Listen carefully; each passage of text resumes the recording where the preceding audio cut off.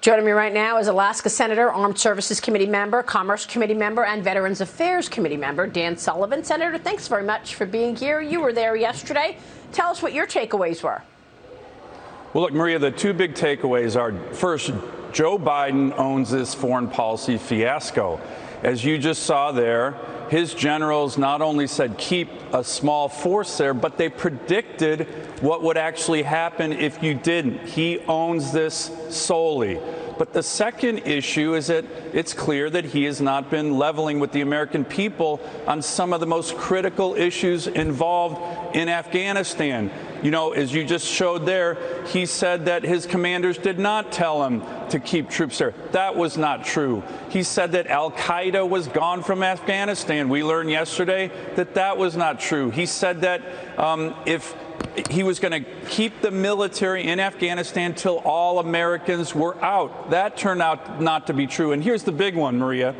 He continues to say that the withdrawal, the botched withdrawal, was, quote, an extraordinary success. Yesterday, General Milley, the chairman of the Joint Chiefs, said it was, quote, a strategic failure. So these are not some kind of small, minor misstatements the president has been making to the American people. They are fundamental falsehoods, life and death deceptions, and all of that came out in the hearing yesterday.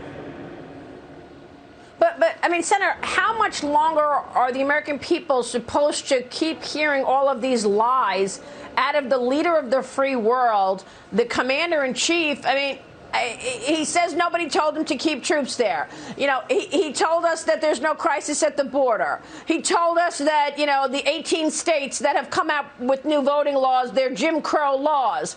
You know, he told us the spending package is going to cost zero. Where's this going? Is there ever accountability, or should we just say, oh, well, he's lying again? Well, look, I think what was really important about the hearing yesterday is not just Republicans in the Senate saying he's lying. It was his own generals, in essence, saying that what he's been saying is not true. And that was a big area that I pressed the generals on yesterday. And it's very important for the American people to actually see that. You know, but the other issue is we are going to continue to press on these issues in terms of oversight. The more that we can show the falsehoods coming out of this White House, the more the American people are realizing that the president on this issue, and as you say, on many others, the border in particular, is just simply not telling the truth. So, Senator, do you want to see accountability? I mean, your colleagues are calling on General Mark Milley and Secretary Austin to resign. Listen to this. Watch. General Milley, why haven't you resigned? It would be an incredible act of political defiance for a commissioned officer to just resign because my advice is not taken. General, I think you should resign. Secretary Austin, I think you should resign. I think this mission was a catastrophe. I think there's no other way to say it. So, Senator, will they resign? Look, Maria, I pressed the same issue yesterday in my questioning. As a matter of fact, I focused a lot on accountability. I asked Secretary Austin, what will it take for someone, anyone in this administration to actually accept responsibility, accountability on this foreign policy fiasco? I asked the same question.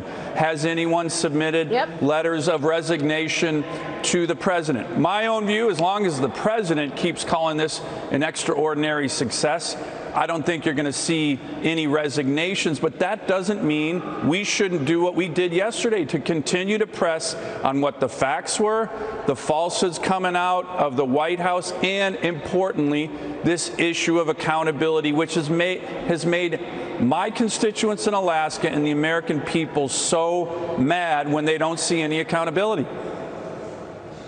I mean, what a smack in the face to our military to call a success a process that killed 13 of our servicemen. I mean, how could you even attempt to call it a success when 13 servicemen are dead? I got to get your take on economic issues, because even in the face of all of this, Senator, your colleagues are driving fast, trying to change this economy, change America in 2 weeks' time. President Biden postponed his trip to Chicago today so he could stay in D.C., focus on his economic agenda. The House is going to vote on the bipartisan infrastructure bill tomorrow. Bernie Sanders is urging progressives to block it until the $3.5 trillion reconciliation bill is passed. Where is this going, Senator? Well, look, as you know, Maria, right now the Democrats are in disarray. And I think it's mainly because this $3.5 trillion socialist, cradle-to-grave, reckless spending bill is finally getting a little bit of attention. You know, this will have not only things like the Green New Deal and the largest tax increase in U.S. history in it, but it's also going to supercharge inflation. And we're seeing inflation hurting working families across the nation. But there's one issue, Maria. I was down on the Senate floor the other day making an argument. Here's something else that's going on. There's zero transparency on this giant $3.5 trillion bill. The Democrats in the Senate have not held one hearing, no markups. I challenge the majority leader, come on down to the Senate floor and tell the American people why you're not doing any hearings on it. Of course, it was crickets, no response. Here's my view on why they're not doing it. They're afraid. They don't want the American people to know what's in this socialist spending bill. And I'll tell you this, they do not want the vision of the budget chairman, who is an avowed socialist, Bernie Sanders, marking up his socialist bill that he authored. That's what the American people would see if we held hearings in the Senate. Right now, they're holding zero hearings. The supposed most deliberative body in the world is not doing anything in terms of transparency on this massive bill. Yeah, I mean, when did you get your hands on the bill? Because there's a picture of your colleague, Senator Barrasso, holding the bill. It's 2,500 pages. How irresponsible to have this enormously big bill, and it's likely that people haven't even read it. I mean, when did you get your hands on it? Because I'm wondering if it's even realistic that anybody read this bill. It's 2,500 pages. Well, look, the bill's not officially even out there. Like I said, there's been no hearings, not one hearing. There's been no markups. At least in the House, there was a markup. Yes, it was very fast. We haven't done any of that in the Senate.